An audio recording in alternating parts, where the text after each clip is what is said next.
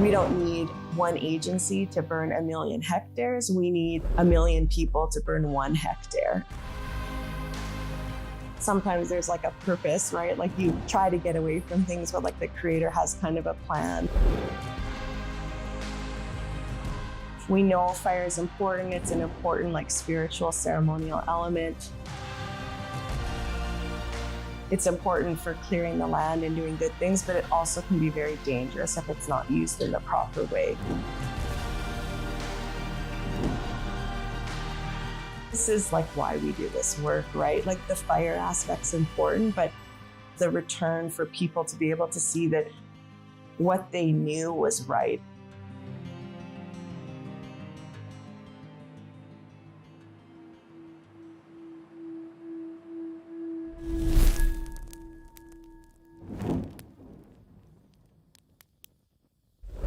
Hey everyone, welcome back to the Voices of Resilience podcast. Today's episode, we're sitting down with Dr. Amy Cardinal Christianson. Amy is a Métis researcher and a passionate advocate towards the Indigenous Leadership Initiative. She is here today to share a little bit about her own upbringing and her connection with her Métis roots, and to share a little bit about the work that she does within the community in regards to cultural fires and Indigenous fire stewardship.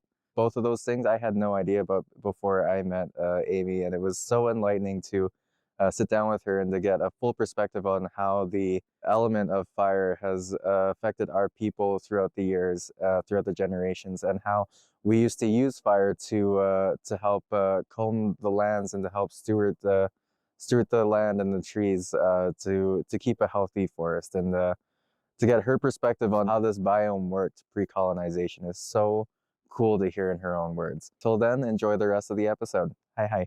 Thank you for allowing us into your home to do this interview. It's absolutely beautiful in here. Thank you so much. Yeah, we put a lot of heart into our place.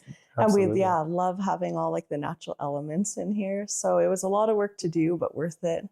So I want to jump right into it, and let's get a little information going about your own heritage, leading back to your Indigenous culture, and what brought you to connecting with what you do today for a career, and what you do today for a passion.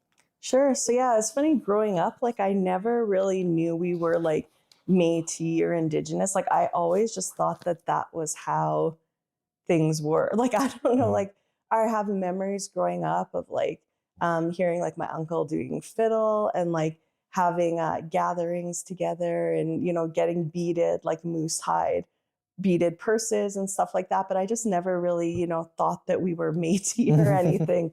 But it was also kind of in that time, you know, where growing up as like an Indigenous person wasn't as accepted, you know, like I went back to my old school and now they have land acknowledgements. Like that was something that would never have happened when I was there. And so my family, basically, my dad had been kind of disconnected. So my grandmother grew up as a like Indigenous woman up in Fort McMurray as a Cree Métis woman. And then when they moved to Edmonton, they basically started disconnecting. And part of that was around like the oil sands development of their traditional territory. And so my dad grew up, like my grandma spoke Cree, and my dad grew up not speaking Cree or knowing any. And so I don't speak Cree at all. And so it was kind of when I actually got into because I went to grad school and stuff. And it was then when I started thinking like about Indigenous knowledge. And I went and worked with a Métis settlement up in the north and met many people there who were like relatives and other things, and really learned about the importance of fire to Métis people and Indigenous people in general in Canada. So quickly kind of became very passionate about it. But my family is like a history of like activism, I think. And so they've always been, like someone described my family as feisty. So I'm part of like the Labakan and Cardinal families. And so, anyways, I think that fire has just kind of become my area of activism. Like my sister does healthcare. My dad did that too. My aunts were very involved in like child welfare and other things. So it's just been, I think it's just one of those things where as an Indigenous person, like being raised, and especially for me where I was disconnected for a while, like, or I guess technically disconnected. It's just been amazing to kind of relearn some of these things and reconnect to like really important Indigenous teachings. Hmm. I think Mhm. so spending some time like away from that culture, right? So like Yeah. first growing up with it, but not having it being the priority or the forefront of you Yeah. growing into your adolescent years, and then Mhm. learning to come back to it on your own standpoint as Yeah. an adult. How Yeah. was there any sort of like, oh, right, I've always been this sort of way, right? Yeah, well, I think like I just always was, but there was never like a label. Like Yeah. I remember my aunts and stuff working in child welfare for, for Métis Child and Family Services and other things. And my dad always had such like a heart for working with Indigenous people and Hmm. patients, but I just never like considered it as being a different thing. And it was only kind of when I got to university, and it was actually the same with fire because I grew up in the north, like around fire. And so when I moved to the city, it was like, okay, well, people don't do this and people don't experience fires. And that was kind of when I realized, how we had grown up. And Yeah. when I guess I kind of started putting a label, on being Métis. And now, there's so many things with like Métis politics and stuff in the world. So I've actually started kind of identifying as Cree Métis because my Yeah. family were all Cree speakers. And one side of my Métis family, the Labakan family, was from the Red Rivers settlement, but the other side is actually from Pieces band, which is by Lac La Biche, which Okay. was a disenfranchised First Nation band, and they were disenfranchised for participating in the Riel Rebellion. So basically, because they participated, they were told like, "You're Métis, and now you have to accept scrip, and we're taking your band away." So they were actually signatories, their band, on Treaty 6. So it's been really neat for me because I grew up in Treaty 8, kind of coming Yeah. back to Treaty 6 territory, and then, starting doing research into it and hearing we were co-signers, and and anyways, looking and seeing our band signature and stuff. So there's been a lot of movements in Canada or in Alberta to bring some of those disenfranchised bands back. Yeah. So I'm hoping for Pieces we have the same success. Yeah, well, it's bound to happen, right? Yeah. I think it's so cool looking back into your own lineage and seeing that the activist blood Yeah, is yeah. almost hereditary, right? And then Yeah, yeah. also being immediately connected to fire, like there has to be some sort of connection there with that Mhm. immediate Mhm. passionate element, right? Yeah, and I think there's like a purpose. Like I remember when I started my grad studies, I was in kind of disaster management. So I was like, I previously have done like volcanic hazard management in New Zealand and other things. When I came back to Canada, I was like, I do not want to work in fire. Like that was, and then here I am. Like, so I think sometimes there's like a purpose, right? Like you try to get away from things, but like the creator has kind of a plan. Yeah. Absolutely. Yeah, it's Mhm. what immediately makes me relate to that Mhm. mindset is Yeah. that I've always been a photographer, and Oh, yeah, neat. my mom has always been a photographer. Like Cool. some of my earliest memories were Mhm. in front of a camera, right? This Yeah. is boxes and boxes and boxes of family Mhm. photos and family videos. It was like obvious that I was going to pick this up at some point and really run with it. But like same thing Yeah. with our elements too. Yep. I don't think we really get to choose which element Mm. strongly resonates with the type of person that we are, right? Our Yeah. personalities have just always morphed around these certain things that we're supposed to use as grounding methods and as methods of our own meditation and our own learning and healing, right? So for you, Yeah. it's fire. Yeah. Well, and I Yeah. really believe in like blood memory too. Yeah. And that, even though we've been disconnected from some of the practices, like when I go out now and like am on fires or starting, it's almost like I just have an instinct of knowing Mhm. what to do. And so it's really weird for me. And it sounds like kind of a bit narcissistic, but there is like, it's just weird. But I think it's because like when you have like generational knowledge of certain things, that things just feel natural. Well, and there's a whole conversation in that too, right? We talk about intergenerational traumas and stuff, Yeah. and there's a science to go down with it. I think you're onto something Yeah. with that intergenerational experience Yeah. being passed down to more than just our traumas, right? So Yeah, it's so weird. I've never felt it before. And that I think is why I've gotten so passionate about it because I just feel it and I just feel like it's important. And I yeah, feel like a huge social justice element that, you know, it was taken away from us, and that, you know, it's so important to us and to our well-beings, that like the work I do is not just about fire, it's about more than fire. It's about like cultural well-being. Absolutely. There's so many other things other than our fire practices that were ripped away from us, right? So even on that standpoint, it's so important to at least learn from what we can that's still around, so that we can revitalize that and pass that on to future generations, right? Yeah, and that's part of why I've taken on to, so like my professional name, I go by like Amy Cardinal, and part of that reason is that Cardinal is my like great grandmother who went to residential school up in Lackabish. She went to the mission there, and you know, she never talked about any of her experiences, and like we know all this because my aunt like wrote a book about it. And she never talked about her experiences, but she basically came back with like alcoholism and lots of other problems, and ended up dying quite young, like in like a, you know, alcohol-induced kind of trauma.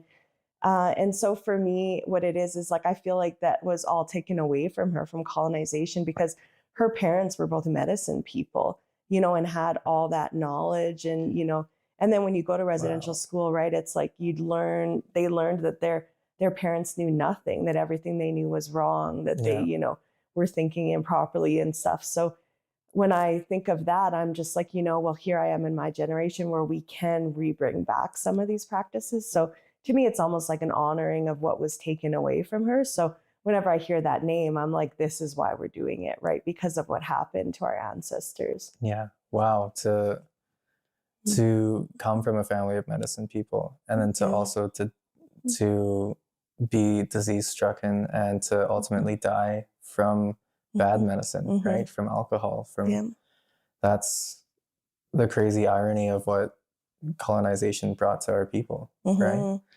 Something that just jumped into my brain when you were talking about the professionalism and, you know, some of these practices not being taken seriously on an agency standpoint because of those lack of quote unquote credentials and stuff like that, right? I've heard you talk about this before. Would you like to touch on your journey that led you into becoming going to university for this, and ultimately having the big old DR in front of your part of me like likes that, and I'm proud I did it. And my family was like really big on education, and you know that was something that was needed. But then part of me now, I work with like traditional practitioners, and I'm like, why did I feel like the need to do that? Like I could have just like gone to the bush, right, and learned as much as kind of I know now. But it really does give you like a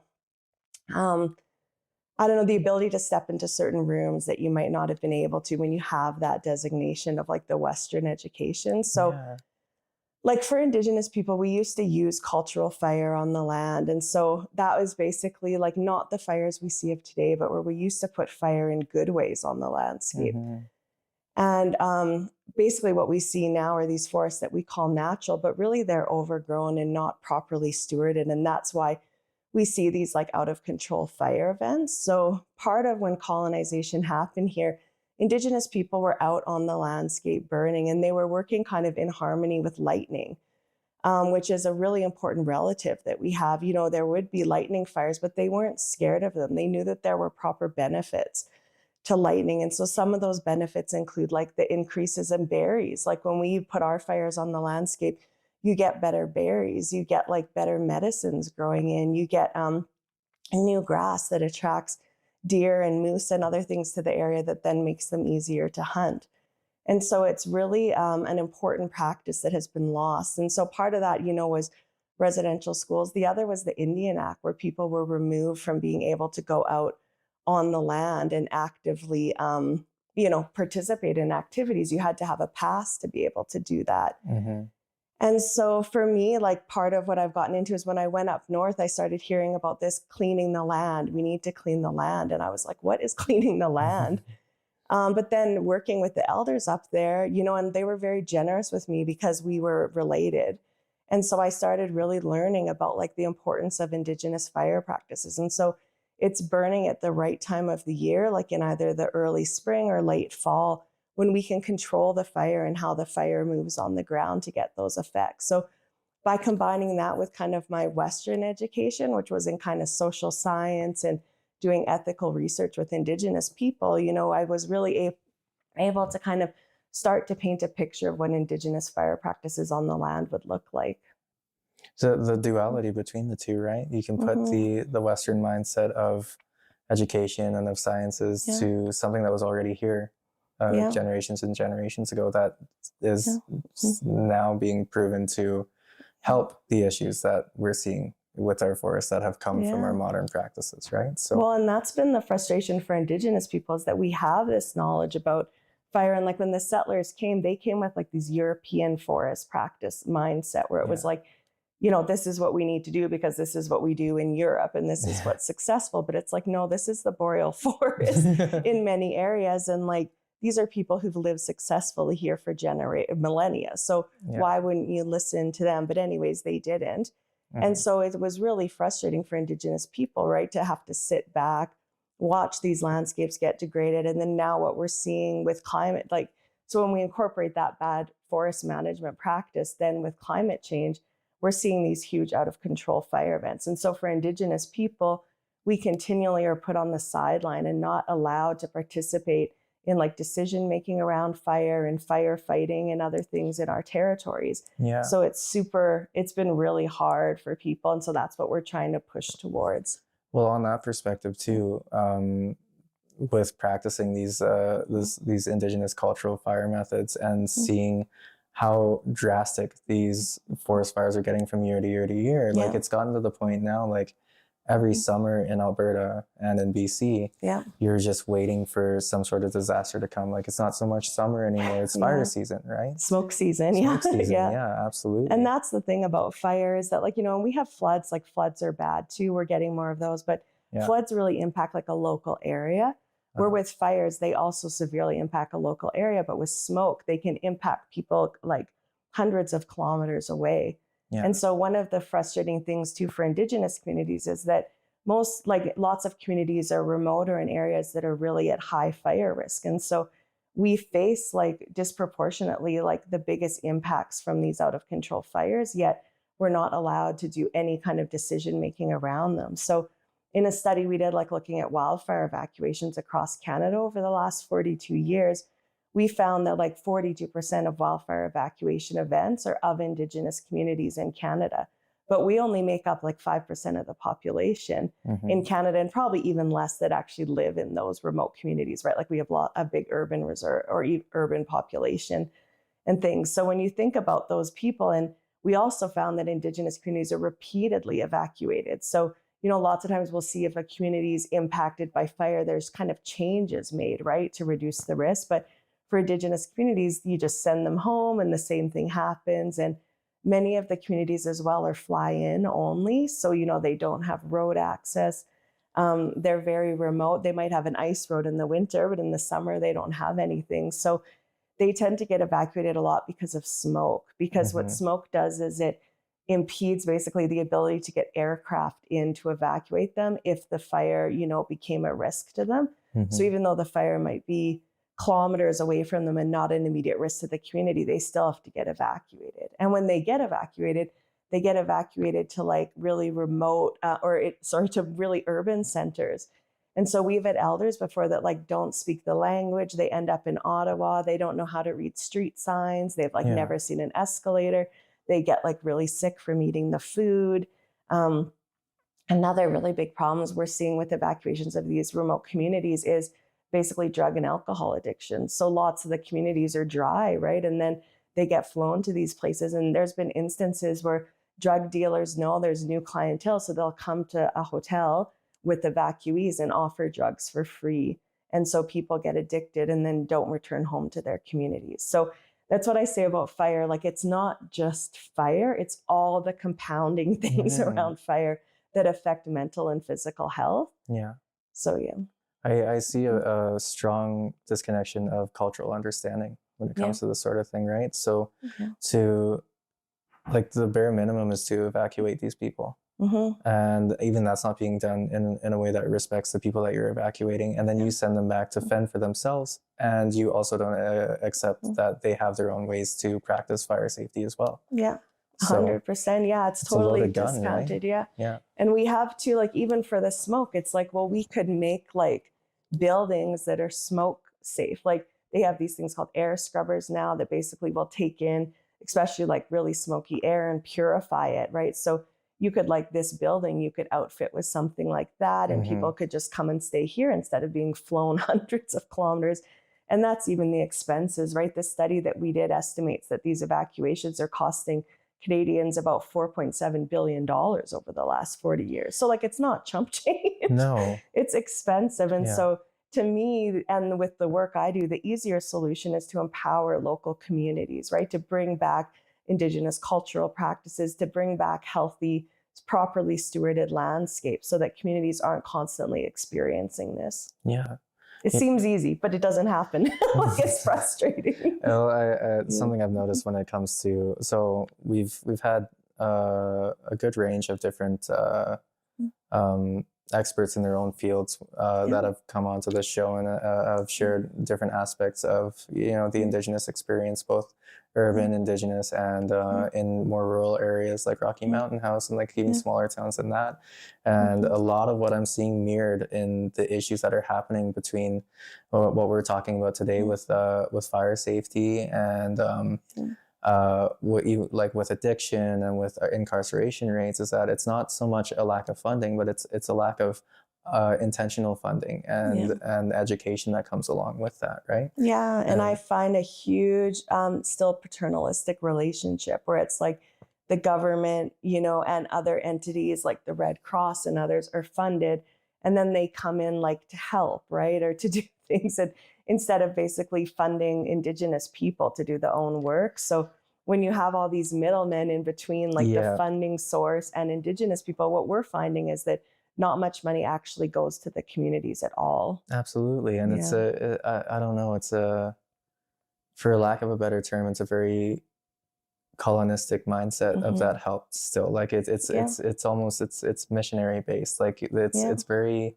white saviorism. It's very invasive, and it's not very there's no real work that's being done to incorporate like long lasting help.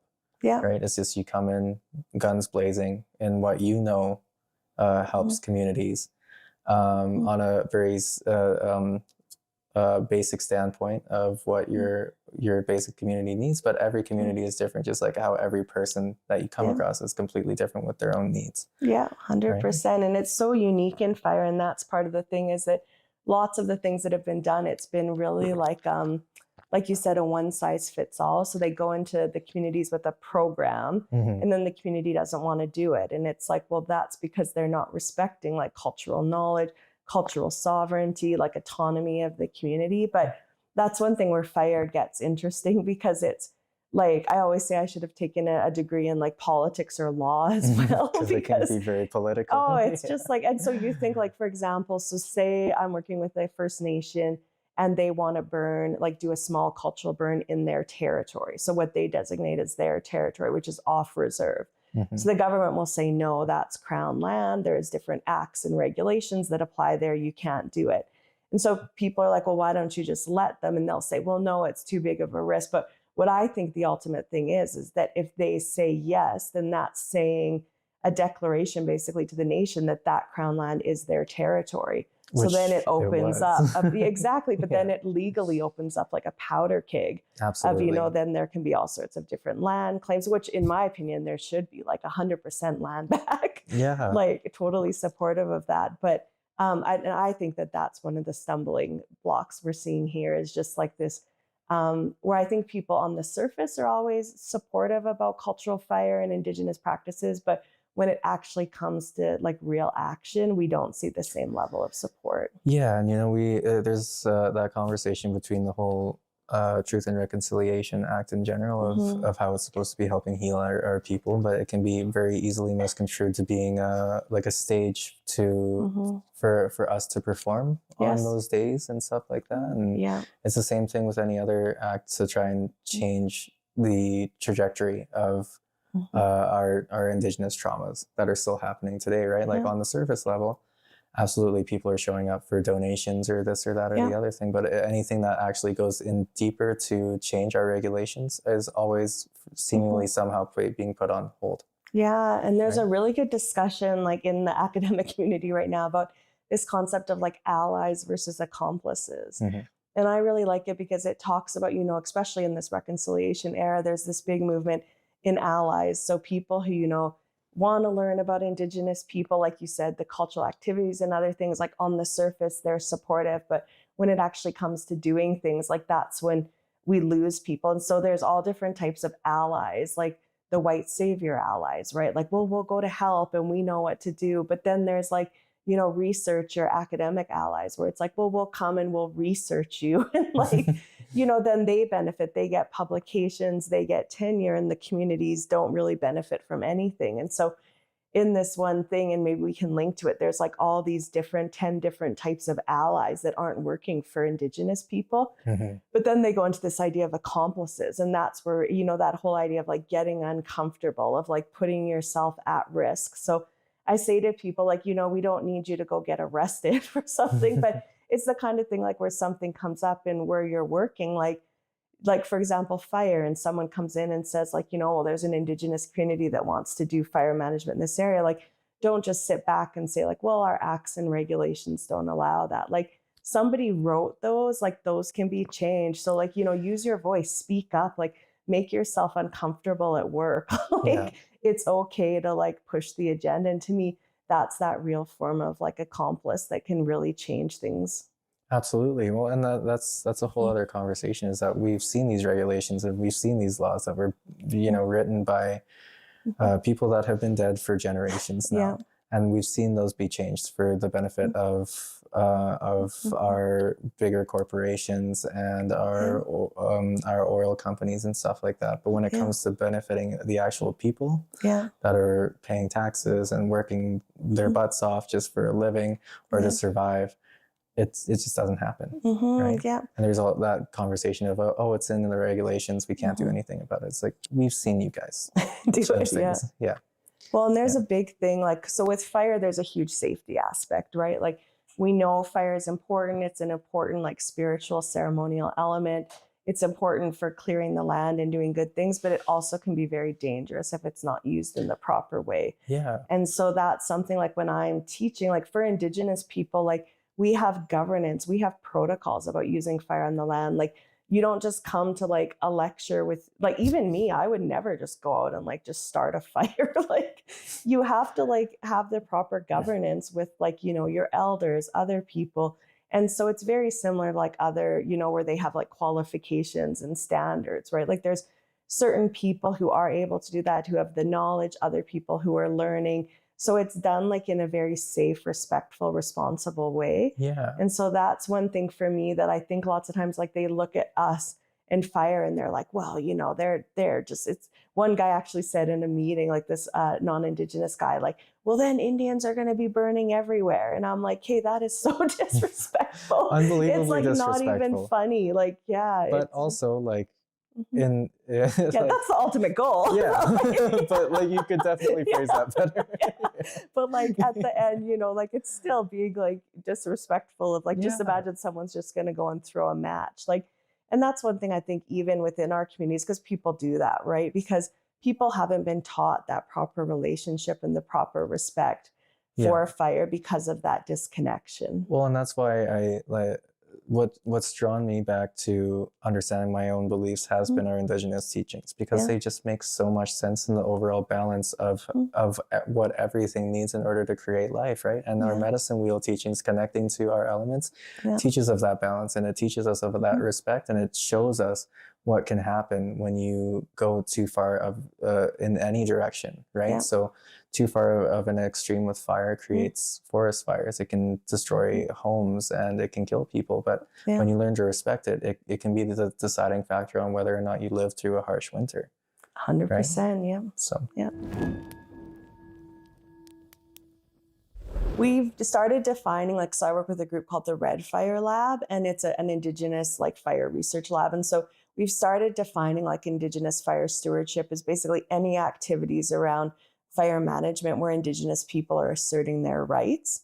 So it's not just about like cultural burning, which I talk a lot about, but it's also about like having Indigenous fire crews, having say over emergency management, having a say over evacuation, having a say over like where fuel treatments happen, like thinning a forest and stuff around your community. Basically, having Indigenous people being able to have a say in all that. Because with current fire management practices, it's basically very agency and colonial government focused, where there's crown land or publicly owned land that is then managed by those agencies for wildfire. So they're the ones who kind of make decisions about like, where they should reduce risk, how they should reduce risk of fire. They make decisions like when a fire is happening about like what fires to let go and what fires they like what fires they let burn. So we call it like the let it burn policies. So and then what fires they should actively try and put out. What they do during those fires, like if they do any kind of back burning or other things, what values they protect. So usually for agencies, they protect, of course, human life first, which is the most important for everyone. But then usually then it's like, infrastructure, homes, that type of thing. Whereas for Indigenous communities, lots of times like homes are important too, but there's many cultural values that are also important on the landscape. And the example I often use is like a trapper's cabin. So lots of times agencies will go and they'll see a structure there. And so a fire is coming, they'll put sprinklers on it to try and protect that, but they'll let the area around that trapper's cabin burn in like a high severity wildfire. So then, the trapper goes back and their cabin's still standing, but they cannot trap or do that any cultural activities on that landscape because it's all gone. Yeah. And so what we're seeing right now is fires too, like you often hear in Canada, like that fire is natural and it's an important a thing that happens in the forest. And it is definitely like, so when settlers first came to Canada, they brought with them these fire exclusion laws or policies.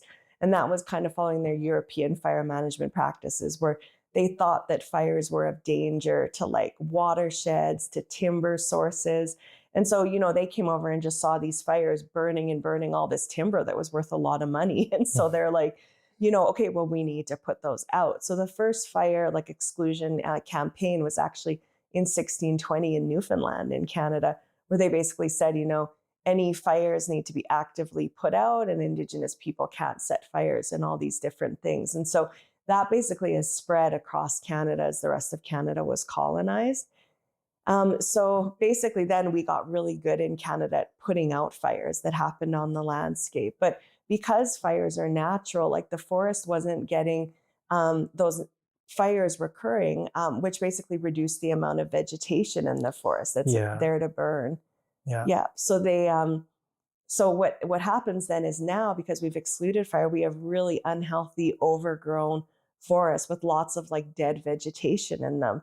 And because we haven't had the natural fires, we haven't had fires started by Indigenous peoples on the landscape, we have these very, very high risk forests. And they've also kind of turned like monoculture a little bit. So I often give the example of like, when you go to Banff and you stand up at the viewing platforms and you see like that carpet of like dark green trees. So people are like, that is so beautiful. But to me, that is not a natural forest. Yeah. It's very dangerous because what you have in that forest is it's all the same type of trees. So it's all like what we call coniferous or like, fir, pine, spruce trees that burn really intensely in a wildfire event because they tend to be a little bit like drier. And then two, they're also all the same across the landscape. So before, when we had Indigenous cultural fire and we had lightning, we used to have what we would call a mosaic landscape. So, where here you'd have a meadow. Next to it, you might have like younger, like kind of leafy green deciduous trees. Then you might have a stand of old growth. And so for Indigenous people, that was a beneficial type of forest because you didn't have to go far to get a whole bunch of different resources or like your cultural plants and other things, right? So like if I wanted, say, Labrador tea, I could just go a short area and get that. But then if I also wanted prairie sage, it was also near me. But now, like when you go to those forests, like we see in Banff and other places, like our elders lots of times refer to them as hungry forests because there's only like, a certain type of cultural value to those forests. And so what we really want to see is, a return of those mosaic forests, of a much more like natural forest. It's a crazy thought to think about because it's such a Mhm. stigma Yeah. wrapped around the idea that like a huge forest filled with the same sort of green trees that we do see in Yeah. our Banff area is Yeah. healthy, right? Yeah. But the first thing that popped into my head when you were Mhm. talking about all this was that these are essentially green deserts, right? Yes, yeah, So exactly. Yeah. yeah, And so what happens is when they're all like that, they're very prone to like either fire or to like other diseases or to different pests, because like mountain pine beetle, for example, can get into that and just move through that whole area, right? Like there's nothing to kind of break things yeah, up. yeah. It's Yeah. yeah, we've seen those Mhm. crazy infestations, right? Yeah. And when everything is the same, it's there's no natural deterrent against these types of invasive species to come in. And Yeah. these when fires take hold, that it's another invasive force that's just ripping through these forests. So Yeah, exactly. yeah, So it's like, yeah, so what we're trying to see is really that return to like the biodiversity, right, of the yeah, land. And so there's been that whole too conservation movement, right, that like the forest is natural and, humans are not a part of that forest. But for Indigenous people, like those are our relatives. We're literally hmm, part of that ecosystem. And so absolutely, you can't like remove people from that, which is what we've seen in like the national parks and other places yeah, where it's been kind of like just like, you know, let it kind of go naturally, but then because then it's not natural. It's not a good process, and the forests are very unhealthy. And then what happens is like it's not only about fire, it's also like all of our water comes from those areas, right? hmm, And so you need healthy forests, healthy landscapes to have like good water sources. And so that's a big concern for me. And my passion with fire is also because water, like water's life, we always say, right? yeah, And so when you also have these huge out of control fires across those like kind of monolithic forests, another thing that they do is they're burning so hot and intensely that sometimes they'll even burn the soil. hmm, And that's not natural. Like that's not a natural or a good fire, because then nothing can regrow from that. And yeah, then with climate change, they're burning much hotter. And we also get a condition which we call like hydrophobic soil. So when a fire like that goes through, it basically turns the soil so that it won't absorb water. and then So then, floods, yeah. exactly, you get like it doesn't. Yeah, and that's what's frustrating to me is because these things are like obvious, but we still like can't seem to get through the current systems we have in place. Yeah, I think it's very easy to see what's happening in the world. It's not just with what's happening in our environment on just a very surface level, right? There's not a whole lot being done to look deeper into why these things are happening Yes, and yeah, how they interconnect with the other issues that are going on, right? So yeah, just like with our medicine wheel from the previous conversation, is that yeah. one thing that comes out of balance, one thing that goes too far to an extreme affects everything else along that wheel because it's all a flow within the idea of that balance, right? And 100%, yeah. with incorporating people Mhm, into these parks, into these forests, that was part of that balance. mhm, So everything is overgrown now. Everything's too far to an extreme. These yeah, crazy forest fires have created floods, yeah, and taking the people out mhm, of the equation, taking the indigenous aspect out of the equation has also caused an extreme overgrowth of our mhm, earth, yeah. right? So Yeah, and so that is a huge problem that we're seeing right now. And so there's just so much like structural racism in the systems that people don't even like know it exists, like when you're operating within them. But when you really start to stand back and look at these things, it's like, well, why aren't Indigenous people allowed to do that? Or I shouldn't even say allowed. We shouldn't even have permission. Like we we shouldn't. have rights Yeah. over this. And it's like a big thing too, because for many of us, like our teachings, our creation stories come back to fire being like a super important element, right? Hmm. And when colonizers came and basically said that people couldn't burn, that was like removing a part of themselves from them, right? Like because we like lots of nations in Canada, the teaching is that you believe that like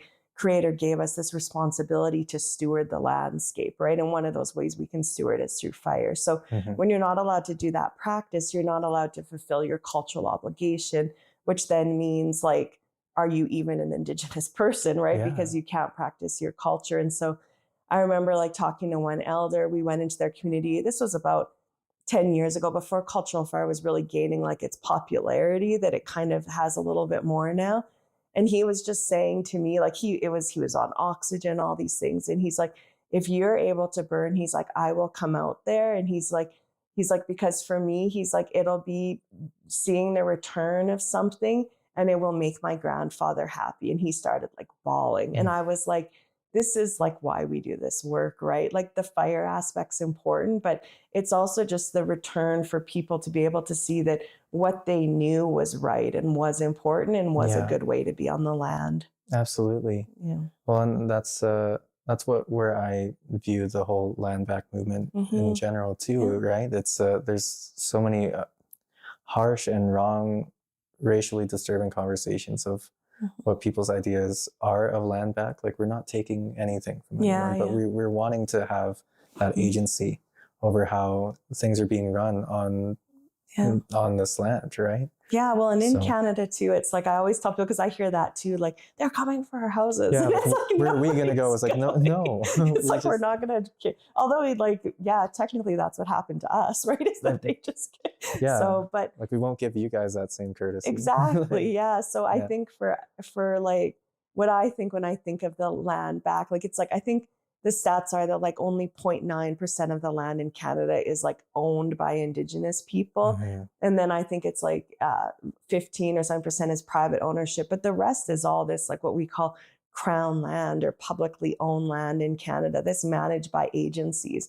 And so for me, I think that that's like in terms of Indigenous fire, that's what we're asking for, right? Is that basically being able to carry out inherent rights on that land, and that includes the use of fire. Yeah, and one of the main points of conversations when the whole national park conversation comes up into play is that there's a reason why we've created these segmented areas is to preserve these parks and to make sure that the human experience doesn't pollute and destroy these things. It's like, well, these used to be our ancestors' hunting grounds, and we used to be stewards over this land. And even now with these modern practices of preservation, we're seeing that mismanagement being on the other side of that fence too, right? So these forest fires come through and they destroy absolutely everything. But if you were to allow an Indigenous perspective to take care of that land, again, we would see harmony. Well, when Jasper burned, the first thing that I got was a text from an Indigenous colleague from that area whose family had been kicked out of Jasper. And all that it said was, this would never have happened if my family had been allowed to keep stewarding our territory. And so there's that frustration there too, like I was talking about earlier, is it's just like watching these things and knowing that there's a better way, but still just not having anything. And so what we've seen now through Canada, through like Truth and Reconciliation, and now in Canada too, we have like the UNDA Act, so the United Nations Declaration Act for Canada, which is based on UNDRIP, the United Nations Declaration on the Rights of Indigenous People.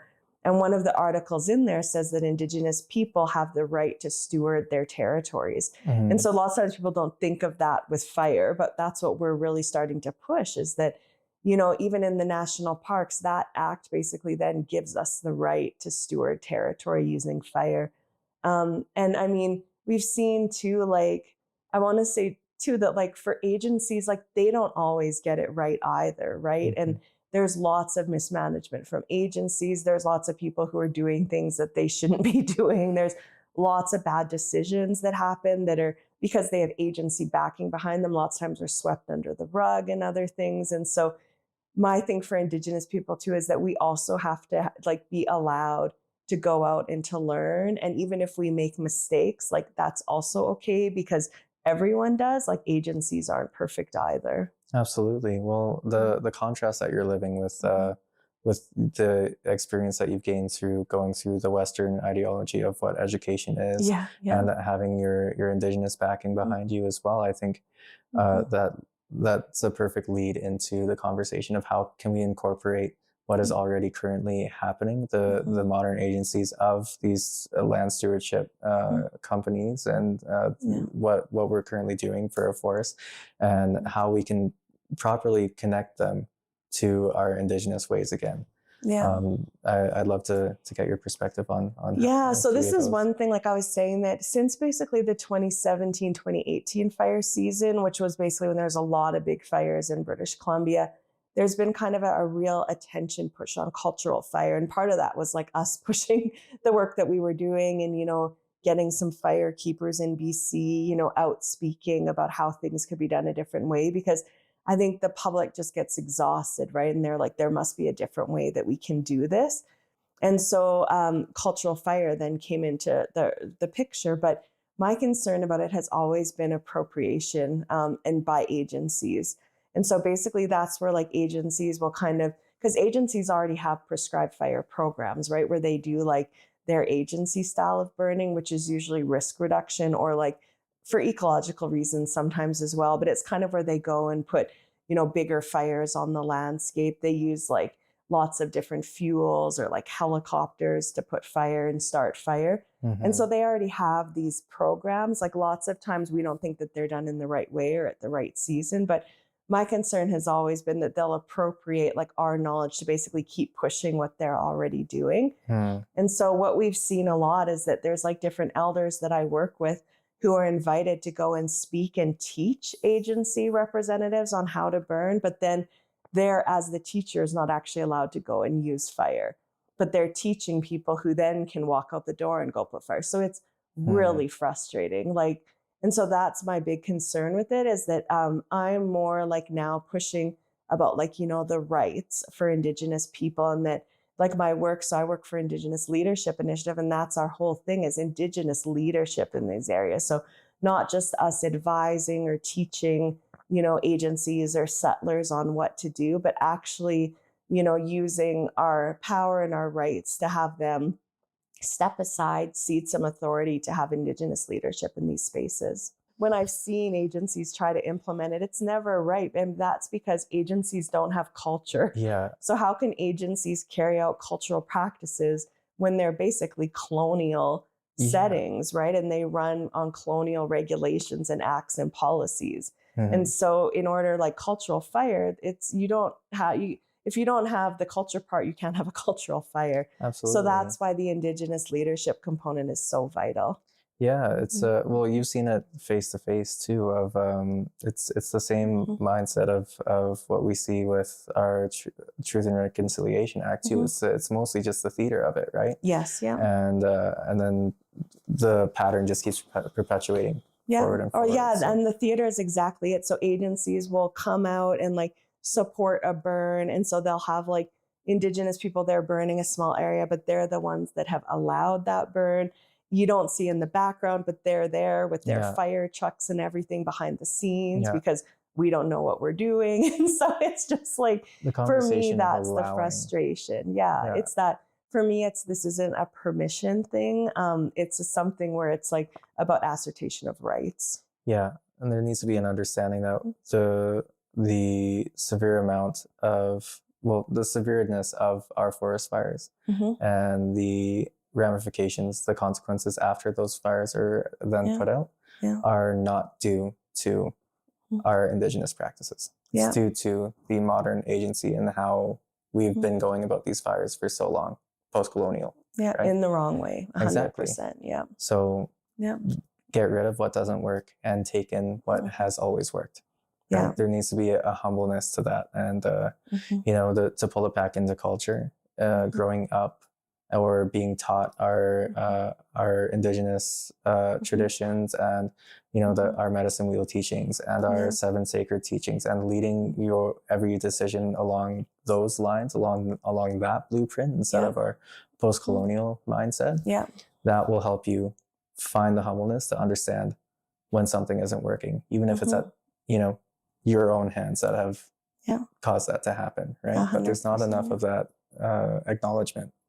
Yeah. So. Well, and we have so I will say with fire, because of that history of colonization, we don't have a lot of capacity. If you said to me, okay, I want to flip the script, we want to just get rid of all the wildfire agencies, which will never happen. And we do need them for the big wildfires.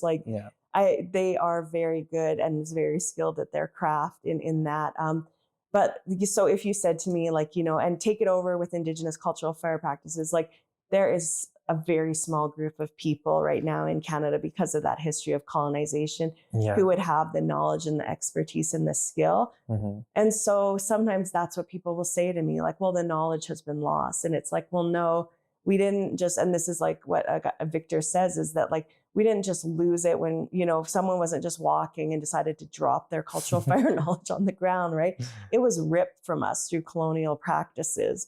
And people suffered from that. And so that's one thing that we always try to bring up, is that, we need to rebuild capacity too. And that's when it becomes a social justice issue for me. Like if we're training and doing all these things for like Western folks, then we should also be able to have training and all sorts of opportunity for Indigenous folks to come and learn, having fire camps, having, school for cultural burners where they can come and learn from elders. Going to college for it, right? Like accelerating that capacity. Yeah, you do all this official training to become a firefighter. Like there should be something along the routes of fire stewardship as well. Yeah, right? exactly. And so that's the one thing that they kind of just want us to like be there. And then that's an excuse for the reason that they don't. But I'm like, well, yeah, the reason why we're not there is because of what's happened to us. Yeah, there's not enough support to help strengthen what could be. Yeah, 100. And so, and sometimes they'll give us like, like we'll get like 20,000 or 50,000. But the one big issue that we have is it's a lot of like one-off projects. So you probably see that too in your field of work. It's like, here's one thing to host one event, but with fire, like the thing is that vegetation grows back, right? And so it's like you need to have constant land stewardship. Basically, it's not just a one and done thing. And then also because of the scale of the issue on our landscape, like you can't just do like one small cultural burn and you've solved the problem for a community, right? Like we need hundreds. And there's a really good quote from someone out of California, and it says like, we don't need one agency to burn 1 million hectares. We need 1 million people to burn 1 hectare. And so that's kind of when you can kind of start to see, because people also say like, look at the boreal forest. Like there's no way Indigenous people could have managed all of that for fire. And so they'll try and like, get us on that argument. But it's like, we're not claiming Indigenous people. We're like stewarding the entire boreal forest, right? Yeah. Like there were areas that were of cultural significance that would have been stewarded, but then there was also lightning. And because of the relationship we had with lightning, like that, everyone kind of looked after each other in a way, right? To make the forest more healthy. So it's not even just an Indigenous people thing too, right? It's allowing our natural relatives to also, do what they need to do too. Yeah. Well, we've gone so long with everything getting pushed to its extremes, right? Yes, so trying to incorporate those teachings now, it takes so much more than what our ancestors have experienced, because we're trying to get back from that extreme, right? Yeah. Yeah. So for anyone who is interested in taking on this movement with connecting to our fire practices and incorporating this within their own communities, what out there right now currently can they jump into? I know it's super easy to get training to become a firefighter, but if you're wanting something a little more culturally present within your own Indigenous identities, like what can you reach out to? Yeah, so great question. I mean, and that's one thing I struggle a little bit on, because I was, talking before about the capacity building issues that we're having. And so there's some different groups we have emerging though that are going to start offering like basically local and regional fire camps and other things and knowledge exchanges. So that group is called the Thunderbird Collective. So I would encourage people, when the podcast comes out, hopefully we'll have an active website and they can go on there and see events and opportunities for funding and other things to do their own initiatives. So I currently work for the Indigenous Leadership Initiative. So one of our big things is the Guardian program and the Guardian movement in Canada. So I'm currently wearing like my Land Needs Guardians t-shirt, which is the logo for that movement. And that's one thing where we have communities can apply for funding to have Guardian programs. We have various already funded Guardian programs in Alberta that are including fire in the work that they're doing on the land. And so you can also go to landneedsguardians.ca to kind of look at the current initiatives and things that are happening in the region. Like you were saying, we also have a lot of firefighters, especially in central Alberta, who are Indigenous. Like Musqueam, for example, has a ton of firefighters there. Some of the communities I work in, there's like 95% of the men have firefighting experience. It's pretty cool. But I'm always like, we need to flip that to a fire like burning experience so that people can relearn and reconnect to that part of their culture. So I'm hoping that that'll be upcoming as well. I mean, the other thing to do is just follow some of the different social media and other accounts that we have and providing support for us there. People can always write like their local politicians and other people too in support of Indigenous practices. And I know we're hoping to host some stuff out at the Rocky Historic Site with youth, which will be really fun. And that's and so lots of what is emerging from fire is really these grassroots movements. And so I think that that's to me where the beauty is and the importance of it is like people kind of self-organizing. And it's another thing too, because knowledge around Indigenous use of fire is so localized, like to individual nations. So I've worked with nations that are neighboring, and like one will burn for salmon, like to increase like salmon spawning rates and other things. And then the neighboring nation burns for moose. But they have different like cultural values associated with those things. So that's why too, it's like, we'll start in your own area and like start an initiative to like start just talking to your elders. Like, what did you used to do in this area? Did you guys use fire? And lots of nations will say, like, especially out east, like, oh, we didn't ever use fire, because some of them have lost that because of their colonial history. Other people maybe didn't. But what I always say now is like, but would having cultural fire on the landscape right now benefit you? Because for us too, like Indigenous knowledge, it's not just all old or things we did in the past, right? Like our knowledge is constantly adapting. Like, so when Indigenous people, something different would happen or change, you would adapt your knowledge system. You wouldn't just be like, oh, I'm going to be traditional and like just keep doing it this way, even though it might cause us to die, right? Like you would adapt. And so I think that that's too right now. It's like, if you're interested in cultural fire, like talk to your elders, talk to other people in your area, like reach out. You can reach out to me or other people that we have, the Thunderbird Collective movement. Those are really ways that we can start getting this. But honestly, what it's going to take is people wanting to do this in their local areas. Well, and you also have a podcast right now as well, based around everything that we talked about today too. Yeah, good point. The Good Fire podcast. Yep. So it's available on all streaming platforms. And so we're just going to release season 3.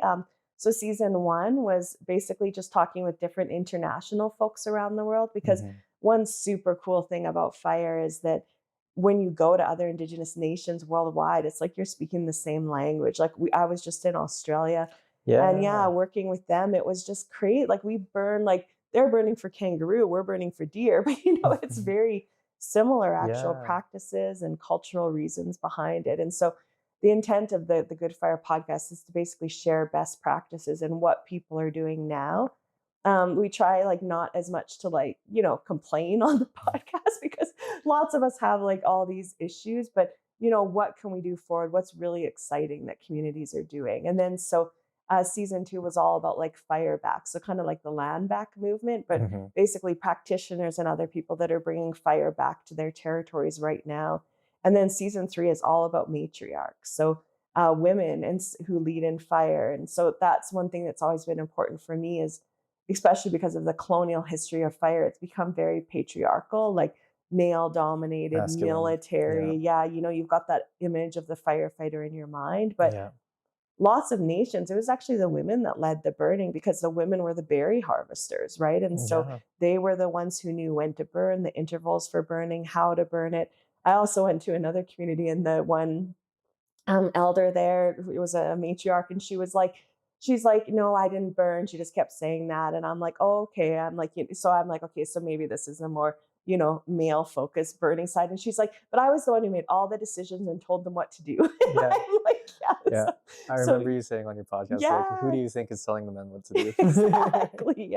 And so I love that about, because it's like, and I think then too, there was also mixed roles, right? It wasn't just like a male female thing as well. And so, but women, I think, have really lost that important connection to fire. And so in the podcast, we've got trans women and other people talking about fire and the importance to their life and bringing it back. So that's another good thing for people to listen to and hear about, like different movements like the Indigenous Peoples Burning Network, and hear from international folks. Like for me, the reason why I have a lot of international colleagues is that when I first started this work, it was very lonely. Mhm. Like there were people doing Indigenous fire like on their own land, but because it was illegal, everyone's super private about it. So I was like, I had a really hard time at first, like, because I just felt like you were kind of alone up against all these huge systems. And so I started meeting people internationally that were like, well, here's what we're doing. And so for me, it's just been great to like, for all of us to learn together. Yeah, that's how we strengthen it, right? It's not just a Canada thing; it's a worldwide thing, and Yeah. it's so cool to see other cultures around the world mirroring all of the different practices, and then also all of the different struggles that come along with Yeah. putting these Indigenous practices forward, right? Yeah. So, And like, especially with Australia, very shared colonial history, right? yeah, With like their schools that they had there and other things, and that people were herded up onto like in certain areas and stuff. And so yeah, it's just that feeling of solidarity, I think, can't be like under. And that's what I love when we bring people together about fire, is that hmm, even though everyone has differences and political things and all this, like I've been in meetings before where it's like different nations and like everyone's arguing like about who was here first and this and that and whose territory. And then I'm like, okay, but what's our ultimate common goal? yeah. We all agree that we need to have fire back on this landscape, right? So let's work back from that common goal. And I think that, yeah, that's just one thing that really helps. Like fire almost seems like a really uniting force when it's done in the right way. Oh, it's always been a gathering element, right? Very true. We've Yeah. always sat around the fire, and it's been a huge Yeah. point of counsel Yeah. for us to go through and to deal with our qualms, right? So Yeah. when the fire is going, I Yeah. doubt any political arguments are going on Yeah. at that time, right? It's just you and the element that you're supposed to be stewarding and or Yeah. respecting, dancing along with, right? A So 100%. Yeah. And it's yeah. a beautiful thing to watch. Although I'll admit my daughters, like they know, for a 9 and 5-year-old, they know a lot about fire, probably more than people are always like to me, why are you like sharing, like fire's dangerous? And I'm like, no, kids need to know the responsibility of fire. And like when they Absolutely. see it and they watch it on the ground and they know what can come from fire, like it's really Yes. important for them to know. The only time fire can become dangerous is when you don't know how to use it, when Hmm. you don't know how to respect it, right? You can't protect our kids Yeah. from what the natural elements of the world. Yeah, 100%. And a good cultural fire too is like kind of boring, and like I find it beautiful, but like for some people, because they're used to like all the intensity and adrenaline that comes with out of control fires. Yeah. But like a good cultural fire, like some elders describe it as fire you can walk beside. And so it's literally like you light the fire. My girls love that part. But then it's like, it can be hours just to burn a very small area because you're Mhm. just slowly watching the fire creep across the land and clean it up. And like I could watch it for hours, but my girls are like, this is boring. So, but they're getting much better at it. But that's the thing, is it's like not this adrenaline pack where everybody's running around. Like the sounds are beautiful. Like elders come, children come. You can have a lot of people. You can have yourself. You can have a few people. Like it's very different depending on what you want to do. Yeah, that's beautiful. Yeah. So moving into the future, Yeah. where do you see fire stewardship or Indigenous leadership initiatives in general when it comes to Canada's future?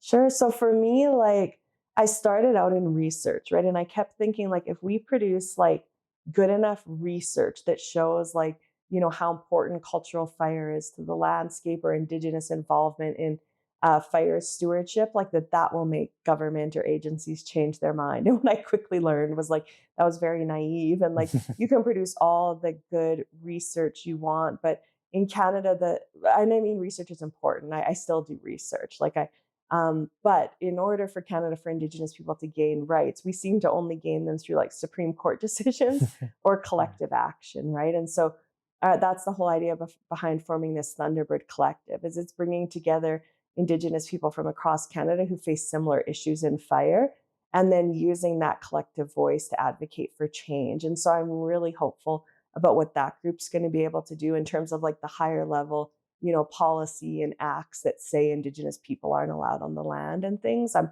really hoping we'll be able to gain momentum there. And then in accelerating capacity. So offering like a national fire camp, people can come to regional gatherings, local gatherings where we can really all start to work together and rebuild this knowledge.